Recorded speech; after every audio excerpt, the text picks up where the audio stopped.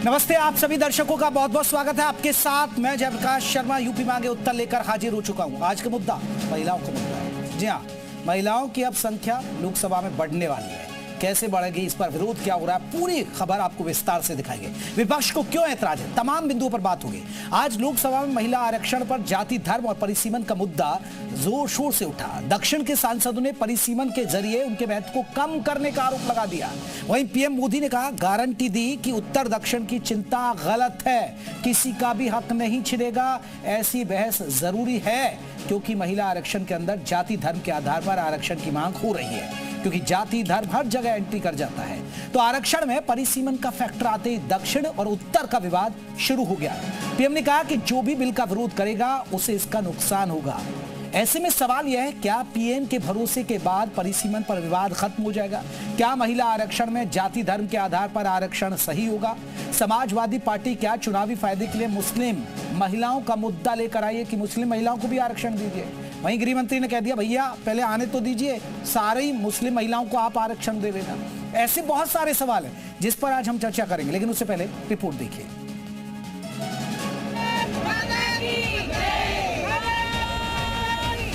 महिला आरक्षण अधिनियम में बदलाव और परिसीमन से जुड़े 3 अहम विधेयक लोकसभा में पेश किए गए, जिसके बाद सदन में महिला आरक्षण को लेकर चर्चा के दौरान जाति, धर्म और परिसीमन का मुद्दा जोर शोर से उठाया गया। विपक्ष ने महिला आरक्षण के जरिए सरकार पर राजनीतिक फायदा साधने का आरोप लगाया, तो पीएम मोदी ने भी कह दिया कि विरोध किया तो फायदा बीजेपी को होना तय है। देखिए, इसका अगर विरोध करेंगे तो स्वाभाविक है कि राजनीतिक लाभ मुझे होगा, लेकिन साथ चलेंगे तो किसी को भी नहीं होगा। ये लिख के रखो, किसी को नहीं रहेगा। पीएम मोदी ने कहा कि अगर कोई राजनीतिक दल महिला आरक्षण बिल का क्रेडिट लेना चाहता है तो इसके लिए भी सरकार तैयार है। आप सपोर्ट कीजिए और क्रेडिट लीजिए। हमें क्रेडिट नहीं चाहिए। जैसे ये पारित हो जाए, मैं कल एडवर्टाइजमेंट दे करके सबका धन्यवाद करने के लिए तैयार हूं, सबकी फोटो छपवाने के लिए तैयार हूं। क्रेडिट आप ले लो, चलो। क्रेडिट की चिंता है क्या है जी, ले लो ना क्रेडिट। आपको जिसकी फोटो छपवानी है सरकारी खर्चे से हम करवा देंगे। आरक्षण के बीच परिसीमन का मुद्दा भी गर्म रहा। अभी तक लोकसभा की 543 सीटें हैं, जो परिसीमन के बाद 815 के करीब पहुंचने की संभावना है। परिसीमन को लेकर साउथ के सांसदों ने चिंता जाहिर की, जिस पर पीएम मोदी ने कहा कि किसी का हक नहीं छिनेगा। 2024 के लोकसभा चुनाव में 75 महिला सांसद जीत कर आई हैं। अगर परिसीमन के हिसाब से अगली बार चुनाव हुए तो महिला आरक्षण के हिसाब से 271 के करीब महिला सांसद लोकसभा में जीत कर आएंगी। महिला आरक्षण कानून में संशोधन और परिसीमन से जुड़े बिल पर 17 अप्रैल को शाम 4 बजे वोटिंग होनी है। अब देखना यह है कि पक्ष में कौन कौन राजनीतिक दल रहते हैं और कौन विरोध में उतरता है। ब्यूरो रिपोर्ट, जी मीडिया। तो आज हमने आपको दिखाया, लेकिन आज हम चर्चा करेंगे क्योंकि हमारे साथ एक महिला एंकर भी रहेंगी, क्योंकि अब महिलाओं के आरक्षण की बात है तो ये चर्चा बिना महिला एंकर के अधूरी रहती। तो बिल्कुल, प्रधानमंत्री नरेंद्र मोदी ने महिला आरक्षण बिल पर संसद में अपनी बात रखी और विपक्षी दलों पर तमाम आरोप लगाए। प्रधानमंत्री ने यह दावा किया कि आज वो देश की नारी शक्ति को कुछ दे रहे हैं, ये उनका हक है। उन्होंने आरोप लगाया कि देश की महिलाओं के हक को कई दशकों से रोका गया है और आज उसका प्रायश्चित कर उस अपराध से मुक्ति पाने का मौका है। प्रधानमंत्री ने कहा कि हर बार कोई ना कोई टेक्निकल पूछ लगाकर इसे रोक दिया गया। प्रधानमंत्री ने यह भी कहा कि एक बार महिलाओं को 33% आरक्षण देने तो दीजिए, उनको 33% आने तो दे। उनके सामर्थ्य पर सवाल क्यों करते हैं, एक बार आने तो दे।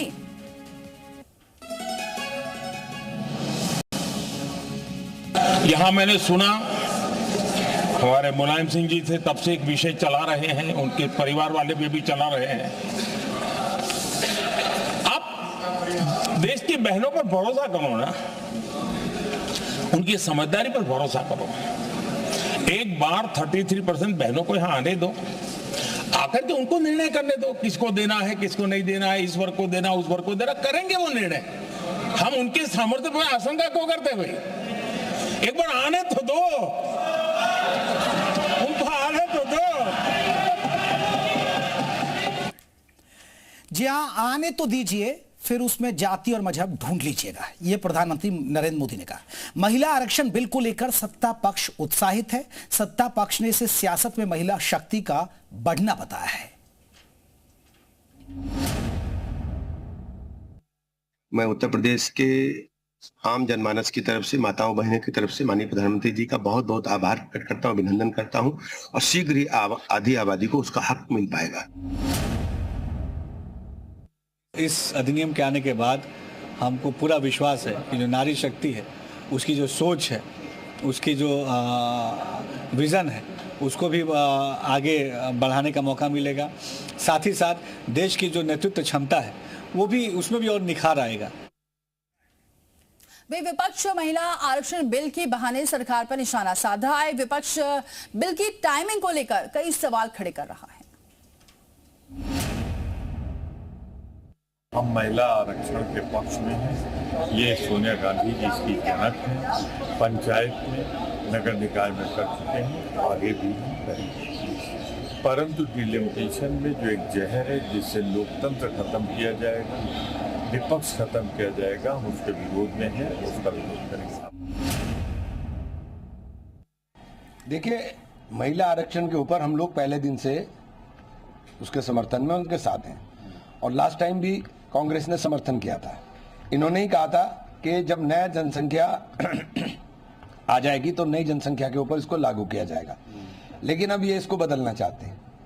तो इनकी सवाल इनकी मंशा के ऊपर है।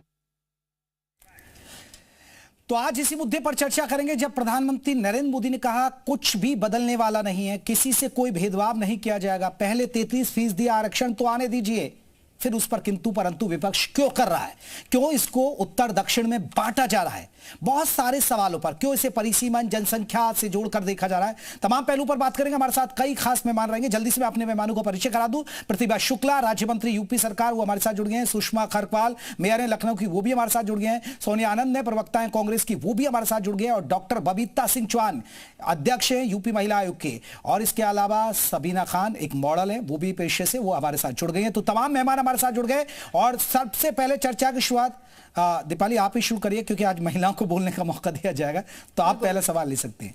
बिल्कुल, सबसे पहले यूपी महिला आयोग की जो बबीता सिंह जी हमारे साथ जुड़ी हुई हैं, उनका रुख करते हैं। बबीता जी, क्या लग रहा है, क्यों अब इस पर राजनीति हो रही है? क्योंकि जब पहले से ही सभी लोग इसके पक्ष में थे, तो अब क्यों इस पर राजनीति शुरू हो गई है? देखिए, मैं कहना चाहूंगी, पहले तो मैं सभी देश की आधी आबादी की तरफ से माननीय प्रधानमंत्री जी का बहुत हृदय की गहराइयों से आभार व्यक्त करना चाहती हूँ कि जिस सुनहरे अवसर की महिलाओं को तलाश थी, और वो अब पूरा होता हुआ दिखाई दे रहा है और सामने खड़ा हुआ है। देखिए, मैं ये बताना चाहूंगी कि जब सब तैयार थे और फिर विरोध कर रहे हैं, तो मुझे लगता है ये सिर्फ और सिर्फ कुछ भी नहीं है, क्योंकि चाहते तो सब हैं। मुझे लगता है कि महिलाओं को तो नाराज नहीं करेंगे सब, क्योंकि जैसे मैंने पहले भी कहा कि महिलाओं की कोई जाति नहीं है, कोई धर्म नहीं है, कोई पार्टी नहीं है, कोई संगठन नहीं है। महिलाएं सिर्फ महिलाएं, और महिलाएं देश की आधी आबादी, इसको कोई झुटला नहीं सकता।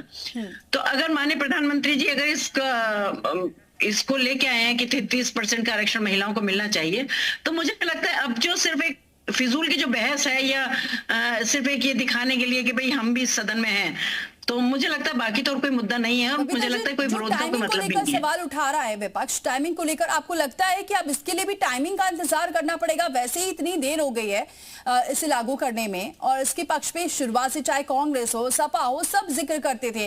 अब टाइमिंग को लेकर सवाल उठाने लगे। कभी भी कोई बात होती है टाइमिंग को लेकर, कुछ ना कुछ जरूर रोड़ा अटकाना है, ऐसा आपको लगता है? बिल्कुल सही बात है, क्योंकि टाइमिंग क्या, वो इतने सालों से टाइमिंग नहीं आया था। लगभग इसको जब से संविधान बनाया है, और आज तक कम से कम 100 साल पूरे होने के लिए आए, जिसमें 27 साल तो लगातार इस चीज को आए हुए हो गए कि 33% का आरक्षण आने वाला है, और आ ही जाएगा, होने वाला है, हो जाएगा।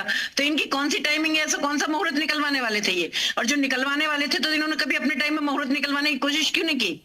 तो मुझे लगता है ये फिजूल की चीजों में अड़ंगा बिल्कुल ये फिजूल की चीजें, और वाकई में इस पर अब समय जाया करने की जरूरत नहीं है। करीब 30 बरस हो गए, देवेगौड़ा सरकार ने शुरू किया, अटल जी की सरकार लेकर आई, फिर यूपीए ने भी कोशिश की लेकिन सफल नहीं हो पाए। अब मोदी सरकार चाहती है कि ऐसा हो। प्रतिभा शुक्ला हमारे साथ राज्य मंत्री है यूपी सरकार की, वो जो है, प्रतिभा जी कैसे देखती है? क्योंकि विपक्ष के जो मैं देख रहा हूं बिंदु है, विपक्ष के बिंदु कुछ तो ये है कि देखिए दक्षिण की हिस्सेदारी, ऐसे एक भ्रम फैलाया जा रहा है कि दक्षिण की हिस्सेदारी कम हो जाएगी। दूसरा भ्रम है टाइमिंग को लेकर, जिस तरह हमारी सहयोगी ने कहा दीपाली ने, टाइमिंग, क्योंकि टाइमिंग ये है कि अभी देखिए तमिलनाडु पश्चिम बंगाल में वोटिंग होनी है तो महिलाओं का वोट आपको लुभाने की जरूरत है। अब इसमें एक एंगल ला दिया जाति और एक मजहब, क्योंकि अखिलेश यादव ने तो कह दिया कि मुस्लिमों को भी आरक्षण देना चाहिए। हालांकि गृह मंत्री ने जवाब दिया भैया आने तो दीजिए, आप महिलाओं मुस्लिमों को ही दे दीजिएगा पूरा आरक्षण।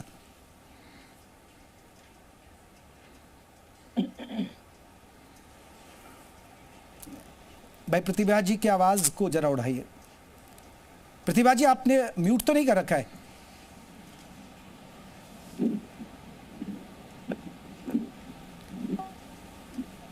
लगता है चले प्रतिभा जी से हमारा संपर्क टूट गया। जल्दी से मैं एक रिएक्शन कांग्रेस का भी ले रहा हूं। सोनिया आनंद जी मेरा सवाल आपसे, क्योंकि आप कांग्रेस की प्रवक्ता है, कांग्रेस को दिक्कत क्या है? क्योंकि मुझे याद है जब यूपीए की सरकार थी, जब मनमोहन सिंह की सरकार थी, तो तब बीजेपी ने खुलकर आपका समर्थन किया था इस बिल को लेकर। अगर विरोध में थे तो समाजवादी पार्टी थी और आरजेडी थी, लेकिन आज आपको तो खड़ा होना चाहिए ना साथ में। जी, सबसे पहले तो मैं बधाई देना चाहूँगी कि वाकई महिलाओं को 33% आरक्षण जो मिला है वो वाकई हमारे लिए बड़े सौभाग्य की बात है और खुशी का समय है। लेकिन फिर कहना चाहूँगी कि ये भी नहीं भूलना चाहिए कि कांग्रेस के समय पर भी महिलाओं का एक बहुत बड़ा योगदान रहा है और कांग्रेस कभी भी पीछे नहीं हटी है। महिलाओं की आरक्षण की बात को आगे बढ़ाते हुए हमेशा से, चाहे इंदिरा गांधी जी एक मजबूत स्तंभ हमारे बीच में रही हो या सरोजनी नायडू के तौर पर हमने देखा हो, तो महिलाओं की भूमिका कांग्रेस ने भी बहुत बड़ी मजबूती के साथ नेतृत्व क्षमता को पहचानते हुए हमेशा महिलाओं को आगे बढ़ाने का काम किया है। आज खुद प्रियंका गांधी जी जो है वो मजबूत स्तंभ है, हमारी एक आदरणीय है, जिनके नेतृत्व में हम लोग कांग्रेस पार्टी को आगे बढ़ाने का काम कर रहे हैं। साथ ही एक बात मैं जरूर और भी आगे रखना चाहूंगी कि आखिर चुनाव के समय पर कहां से आरक्षण लाया जाता है? क्या आप इस बात को समझते हैं कि आज 5 या 6 राज्यों में चुनाव है और उस चुनाव में आप क्या चीज बुलाना चाहते हैं? ये तो इंप्लीमेंट तो देखिए 2029 के लोकसभा से होगा ना। नहीं सोनिया जी, फायदा भी तो थोड़े डायरेक्ट मिल रहा है। बिल्कुल नहीं मना कर रही हूँ। एक मिनट आपसे बात करना चाहूंगी। 2022 में राहुल गांधी जी ने खुद पूर्ण रूप से समर्थन दिया, बिल्कुल चिट्ठी लिखी थी उन्होंने, ये बिल पास होना चाहिए। लेकिन आप अपनी मर्जी के हिसाब से चुनावों को खराब करने के लिए, सत्ता में बने रहने के लिए, सत्ता के कुर्सी के मजे लेने के लिए जो है आप आज आरक्षण को लेकर आ रहे हैं, क्योंकि आपको पता है कि हम कहीं ना कहीं गिरते हुए नजर आ रहे हैं, हम कहीं ना कहीं बीजेपी पिछड़ रही है, तो आपने ये बड़ा अच्छा मुद्दा जो है सामने लाकर खड़ा कर दिया। हम कब कह रहे हैं कि महिला आरक्षण, हमने तो खुद, कांग्रेस पार्टी ने खुद इस आवाज को बड़े जोरों के साथ उठाया है कि महिला आरक्षण की लड़ाई अगर ये आता है तो उसमें क्या दिक्कत क्या है? टाइमिंग को लेकर ठीक है आप सवाल उठा रहे हैं, लेकिन अगर वाकई काम किया है, कांग्रेस ने काम किया है, तो फिर चाहे वो महिला हो चाहे पुरुष हो, कोई भी हो, जनता वोट तो करेगी। लेकिन आप हमेशा टाइमिंग पे ये देखिए ना कि कम से कम आप शुरू तो हो रहा है, कम से कम इतना, वैसे ऑलरेडी इतना डिले हो चुका है। देखिए मैडम, हम लोग बिल्कुल हम लोग टाइम की बात को जरूर करेंगे, क्योंकि आज जो है समय चुनावों का है, तो आप क्या बुलाना चाहते हैं? इसका मतलब ये तो बात साफ है ना कि आपको कुर्सी नहीं छोड़नी है, चाहे उसके लिए आपको कुछ भी करना पड़े। आज मोदी जी बड़े-बड़े 2029 में आएगा कुर्सी की तो बात अभी तो करेंगे ना। मैं जल्दी से एक रिएक्शन सुषमा खरगवाल का ले लेता हूं, बिहार लखनऊ की। सुषमा जी, एक ऐतिहासिक फैसला होने की तैयारी है, कानून बनने जा रहा है, लेकिन अपने सोनिया जी को भी सुन लिया, सोनिया आनंद की किंतु परंतु। सोनिया जी सुन लीजिए एक बार, एक रिएक्शन मेयर साहिबा का। जी नमस्कार जी। मैं सबसे पहले अपने देश के प्रधानमंत्री माननीय मोदी जी को बहुत बहुत बधाई, हार्दिक शुभकामनाएं देती हूँ, क्योंकि उन्होंने आधी आबादी के लिए सोचा है। और 2014 से जब उन्होंने शपथ ली है तो उनका पहला भाषण भी महिलाओं पे ही था, जो पानीपत पे दिया था, और लगातार महिलाओं पे ही काम किया है। इसके लिए मैं आभार व्यक्त करती हूँ। और मैं अभी मैडम बता रही थी कि समय 1996 में भी तो समय था जब आपने सदन में रखा था, लेकिन आपने इसे पास नहीं किया। आपके पास समय था, आपकी पूरी सरकार थी, क्यों नहीं इसको काम किया गया, क्यों नहीं इस पे हम आगे बढ़े। 1975 में जब महिलाओं पे चर्चा हुई थी तो उस समय खाली चर्चा, एक रिपोर्ट बनी थी, उसके बाद कुछ नहीं हुआ। 1996 में फिर इसको सदन में रखा गया, आपने कुछ नहीं किया। आपकी मंशा नहीं है काम करने की, समय नहीं देखना चाहिए। अगर महिलाओं को कुछ मिल रहा है, और सबसे अच्छी मैनेजर महिलाएं होती हैं, और मैं चाहती हूँ कि हम सब बहनें किसी भी दल के हों, किसी भी दल के हम सबको एक होकर के और इस बिल का स्वागत करना चाहिए। क्या आपको लगता है कि पिछले कुछ दिनों से हमने देखा है जो ट्रेंड चल रहा है उसमें महिलाएं सबसे ज्यादा भागीदारी दे रही हैं? वोटर्स की अगर बात करें, सबसे ज्यादा जो महिलाएं हैं वो वोट कर रही हैं, और जो योजनाएं होती हैं वो चुनाव से ठीक पहले ऐसे लागू कर दी जाती हैं कि जाहिर सी बात है वो देखने को मिलता है नतीजों में भी। क्या लगता है कि ये वक्त था, क्योंकि चुनाव बिल्कुल एकदम नजदीक है, 29 तारीख को वोटिंग होने वाली है बंगाल में, और ऐसे में आपने 2 दिन का सेशन बुला लिया, क्यों इतनी जल्दबाजी क्यों थी? थोड़े दिन और रुक सकते थे, चुनाव के बाद आप पर आरोप ही नहीं लगते। कोई जल्दीबाजी नहीं थी। आपको 30 साल हो गए करते करते कि महिला आरक्षण देंगे। कोई भारतीय जनता पार्टी ने कोई जल्दीबाजी नहीं की। सही समय है, सही वक्त है, ताकि 29 में इसको लागू किया जाए और अपनी बहनों को सबको सम्मान दिया जाए। चलिए, मैं लौट रहा हूं। सबीना खान मॉडल है हमारे साथ, वो जुड़ी हुई हैं। सबीना जी, कैसे देखते हैं प्रधानमंत्री नरेंद्र मोदी के इस कदम को? क्योंकि अब जो 545 सीटें उनकी जगह अब 850 सीटें हो जाएंगी, यानी महिलाओं की संख्या 33% होगी लोकसभा के अंदर, और वही पैटर्न अब विधानसभा में होगा। आप मानती हैं कि एक ऐतिहासिक कदम है और सरकार को इसको जल्द से जल्द कानून का रूप दे देना चाहिए और विपक्ष को भी सहयोग करने की जरूरत है? जी बिल्कुल, मैं हमारे प्रधानमंत्री जी का बहुत बहुत शुक्रिया अदा करना चाहूंगी कि उन्होंने महिलाओं के लिए सोचा। और ये तो देखिए कहने की बात है, क्योंकि अभी क्या है, हर जगह पे कोई ना कोई मुद्दा बना रहता है। जैसे मैडम ने कहा था कि इलेक्शन है, इलेक्शन के टाइम पे ये चीज कदम उठाया है। मेरा ये कहना है, मैं किसी पार्टी को समर्थन नहीं करती हूँ, मगर मेरा ये कहना है कि अगर चलो इलेक्शन के बतौर, इलेक्शन की वजह से अगर हम महिलाओं को आगे बढ़ने का, हम महिलाओं को जो ये आरक्षण हमारा पास हो रहा है, अगर हमारे लिए कुछ अच्छा हो रहा है, तो उसमें मुझे लगता है कि यहाँ डिबेट में बैठी जितनी महिलाएं हैं, चाहे वो किसी भी पार्टी की हो या पूरे हिंदुस्तान में जितनी महिलाएं, चाहे किसी भी धर्म से, मैं मुस्लिम धर्म से हूँ, तो हम लोगों को उसका स्वागत करना चाहिए, ना कि हम लोगों को। देखिए तो क्या होता है ना कि कोई भी मुद्दा आ जाए, वटेवर कोई भी मुद्दा हो, चाहे लोकपाल बिल हो, चाहे कोई भी देश के अंदर ना कुछ भी है, तो ये तो जाहिर सी बात है कि उसके ऊपर नहीं है, उसके ऊपर एक पार्टी मानती है, एक पार्टी के ऊपर बहुत सारी जगहों पे धरने प्रदर्शन होते हैं। तो ये तो भी है, आज नहीं, आज से 10 साल बाद भी अगर आरक्षण की बात की जाएगी तो भी यही चीज होगी। चलिए आज तो ये बोल रही है कि इलेक्शन टाइम पे क्यों किया, तो चलिए मान लीजिए 5 साल बाद इलेक्शन नहीं होगा, तब आएगा, तब भी यही चीज होगा। तो मेरे हिसाब से हमको इस चीज का स्वागत करना चाहिए और ये चीजों को पसंद करना चाहिए कि चलो महिलाएं कम से कम आगे बढ़ेंगी। यहाँ सीट, जो बसों की सीट के ऊपर जो 2 सीटें दी जाती है कि महिला की सीट है या मेट्रो के अंदर महिलाओं की सीट है, तो उसके ऊपर भी बवाल उठे थे। तो ये तो बहुत बड़ी बात है कि 33% आरक्षण। ठीक है, लौटती हूँ मैं आपके पास। प्रतिभा शुक्ला जी का रुख कर लेती हूँ। प्रतिभा जी, अब मान रही है आपकी ये सही वक्त है अब इस बिल को लागू करने के लिए? हेलो प्रतिभा जी, लग रहा है सही टाइमिंग है, टाइमिंग बिल्कुल सही है इस कानून को लागू करने के लिए? बिल्कुल सही समय है, और सब महिलाएं बहुत ही आनंदित हैं, बहुत ही खुशी है। वो चाह रही हैं जल्दी विधेयक पारित हो जाए और हम सभी लोगों की भागीदारी हो, चौके से चौपाल, चौपाल से विधायक बने और उसके बाद सांसद बने और अपनी नीति निर्धारण में अपना भी मत दे पाए। तो हम ये चाहते हैं कि आप ये बिल जल्दी से जल्दी सभी पार्टी के लोग मिलकर इसको सही सहमत प्रदान करें, और महिला सभी एक ही होती हैं, चाहे वो किसी भी जात का हो, किसी भी धर्म का हो, सभी में एक साथ समाहित है, कहीं कुछ अलग नहीं होता। लेकिन मैम, आप विपक्ष के मुद्दे को कैसे देखते हैं? क्योंकि विपक्ष टाइमिंग को लेकर सवाल उठाता है। विपक्ष कहता है कि इसमें जाति और मजहब के हिसाब से आरक्षण हो। देखिए, हम अपने प्रधानमंत्री जी का हृदय से धन्यवाद देंगे, उन्होंने बहुत सही समय चुना है।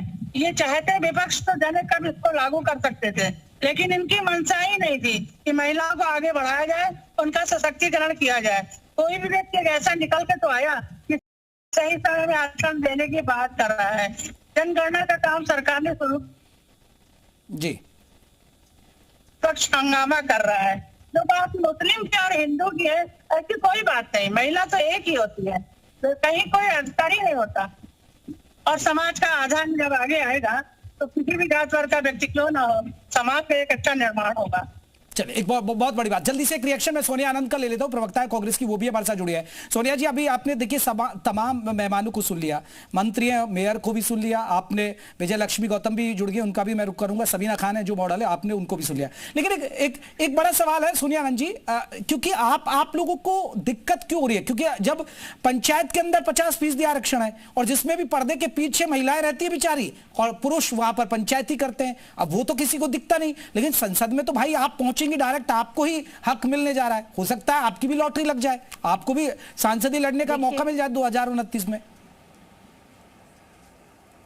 जी जी, बिल्कुल सही कहा आपने। देखिए, पंचायत में भी आपको याद होगा कि राजीव गांधी जी के समय पर ये मांग उठाई गई थी, इस पर काम भी किया गया, लेकिन कहीं ना कहीं जिससे हमारी महिलाएं बोल रही है तेरी, हम बिल्कुल भी इस बात को, हम भी खुश हैं, ऐसा नहीं है कि हम लोग खुश नहीं हैं, हम तो ज़्यादा खुश हैं, लेकिन हम सिर्फ एक बात पूछना चाहते हैं कि आखिर डेमोक्रेसी पर हमला क्यों?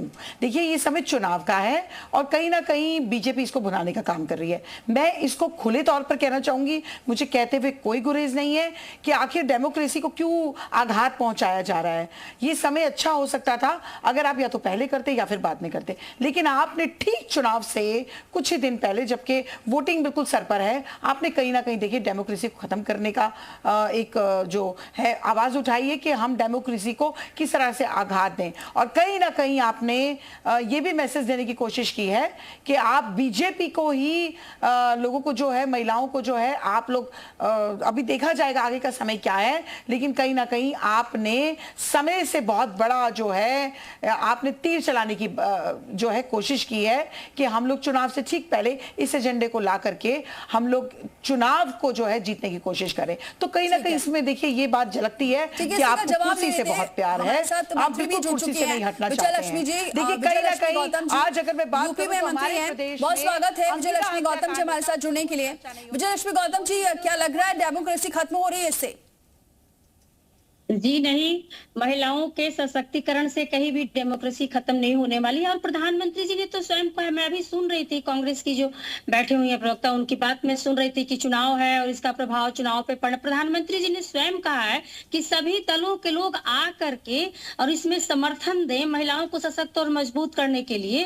तो सबका नाम, फोटो, क्रेडिट में सब देने के लिए तैयार हूँ कि मैं स्वयं अकेले नहीं कर रहा हूँ, सभी लोग कर रहे हैं और सभी लोगों को स्वेच्छा से आना भी चाहिए। भारत के हमारी आधी आबादी की बात है, उनको सशक्त और मजबूत करना। 3 दशकों से लगातार ये बिल आया है और फाड़ के फेंक दिया गया है, और आज अगर ये बिल आया है तो मुझे लगता है कि सभी दलों के लोगों को और सभी बहनों को और सभी भाइयों को भी ये प्रधानमंत्री जी की इस नारी बंधन अधिनियम का ये जो सोच है सशक्त और मजबूत करने का, उसको स्वागत करना चाहिए। सब लोगों का साथ मिलेगा तो ज्यादा बेहतर होगा। आधी आबादी, सभी दलों में महिलाएं हमारी चुनाव लड़ रही हैं और सभी दलों में सबकी भागीदारी होने वाली है, तो इसमें कोई इफ बट नहीं होना चाहिए, कोई जातिवाद नहीं होना चाहिए। विजय लक्ष्मी जी, देखिए ना, विपक्ष की शंका को भी समझना होगा ना मैम। विपक्ष की शंका ये भी है ना, देखिए बिहार में क्या हुआ, आपने एक अच्छी योजना चला दी तो देखिए फिर से आपकी सरकार लौटी, और प्रधानमंत्री नरेंद्र मोदी तो कहते हैं भैया मेरी साइलेंट वोटर कौन है? साइलेंट वोटर उनकी वुमेन्स है, उनकी महिलाएं। तो डर तो विपक्ष का लाजमी है ना कि अब देखिए पश्चिम बंगाल में, तमिलनाडु में चुनाव है, अभी तो वोटिंग होनी है। जब विपक्ष सत्ता में लंबे समय तक रहा है और ये सारी चीजें उनके पास करने के लिए थी, उन्होंने नहीं किया, नहीं किसी दलों से समर्थन मांगा कि ये नारी बंधन अधिनियम लाया जाए। 3 तलाक जैसी बात थी जब मुस्लिम महिलाओं के बारे में, तो वो सत्ता में लंबे समय तक रहे, नहीं किए। आज अगर हमारी सरकार कर रही है स्वयं सहायता समूह के माध्यम से, आधी आबादी जो हमारी ग्राम इकाई तक पहुंची हुई है और अपने आप को रोजगार से जोड़ करके सशक्त और मजबूत और आत्मनिर्भर हो रही है, क्या ऐसा नहीं होना चाहिए था कि विपक्ष को भी साथ लेते और सबसे बातचीत करते, उसके बाद ये 2 दिन का सेशन लाते हैं? क्योंकि पहले से ही खड़गे जी ने पत्र लिखा था और कहा था कि भाई उनसे पूछ तो लेते हैं, विपक्ष का भी अगर आपको लग रहा है कि सबका साथ होता तो ये ज्यादा अच्छी बात है, तो पहले से उन्हें पहले कॉन्फिडेंस में लेते, उसके बाद सत्र बुला लेते। सदन में सत्र बुलाया है और चर्चा करा रही है सरकार, सबकी बात को, विश्वास को, सब अपना विषय रखे, लेकिन सब विषय रखते हुए मैं तो यही कहूंगी कि सारे दलों के लोगों को, आधी आबादी को सशक्त और मजबूत करने के लिए निश्चित रूप से आगे आना चाहिए। बिल्कुल निश्चित रूप से सबको आना चाहिए। जल्दी से मैं मेयर साहिबा का एक, सुषमा जी आपका एक रिएक्शन छोटा सा, और फिर मैं हमारे साथ जो सबीना खान है उनसे भी लूंगा। कितना ऐतिहासिक कदम मानते हैं और महिलाओं की कितनी भागीदारी आप मानते हैं कि वाकई में एक महिलाओं के जीवन में बड़ा सुधार होगा? 33% आरक्षण, इतनी बड़ी सीटें बढ़ जाना लोकसभा के अंदर, ये बहुत बड़ा ऐतिहासिक कदम है। और मैं कांग्रेस के प्रवक्ता से पूछना चाहती हूँ कि ये भारत देश है, हर दूसरे महीने में तो यहाँ चुनाव होते हैं, कभी प्रधान का चुनाव, कभी विधानसभा का चुनाव, कभी मेयर का चुनाव, लगातार चुनाव चलते रहते हैं। तो कौन सा समय इनको चाहिए जब चुनाव ना हो? और 96 से 2013 तक इतना समय नहीं था कि ये इसको कर सकते थे ना, 1996 से। लेकिन इनकी मंशा नहीं है करने की, और आज भी नहीं करना चाहते हैं। आज जबकि सब बहनों को मिलकर के एक होना चाहिए कि हम लोगों को हमारा अधिकार मिल रहा है। और रही बात भारतीय जनता पार्टी की, तो भारतीय जनता पार्टी अपने संगठन में भी 33% देती है। और सबसे ज्यादा इस समय अगर महिलाओं को भारतीय जनता पार्टी ने टिकट दिया है तो 31 महिलाएं हमारी लोकसभा में हैं। और कांग्रेस की सिर्फ, चलिए मैं जल्दी से सोनिया जी आपका 30 सेकंड का एक छोटा सा रिएक्शन आप जरूर दीजिएगा, जो आपने सुन भी लिया। सवाल तो यही है ना, अब चुनाव तो होते रहेंगे, फिर अगले साल यूपी के चुनाव होंगे, फिर आप कहेंगे यूपी में चुनाव के लिए फायदे के लिए इन्होंने कर दिया। सोनिया जल्दी से, फिर मुझे एक सबीना का भी एक रिएक्शन चाहिए।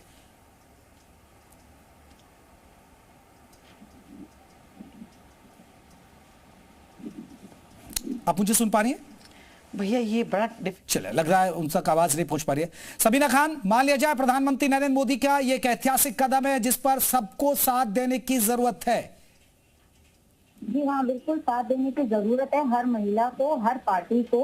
और अभी ये जो बिल है वो पास नहीं हुआ। हमारे माननीय प्रधानमंत्री जी ने सबसे रिक्वेस्ट की है, सबसे अपील की है कि आप लोग इस चीज का समर्थन करें।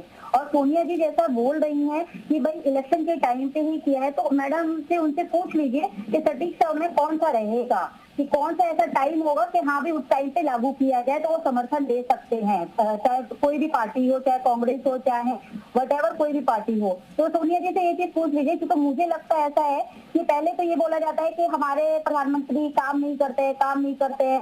अब अगर वो हम स्टार्ट कर रही हैं तो मुझे ऐसा फीलिंग है कि भाई सबसे पहले तो सोनिया जी को खड़ा होना चाहिए था। सबीना जी, एक और इशू है, क्योंकि समाजवादी पार्टी खुद अखिलेश यादव ने संसद के अंदर कहा कि महिलाओं को भी, मुस्लिम महिलाओं के लिए भी आरक्षण देना चाहिए।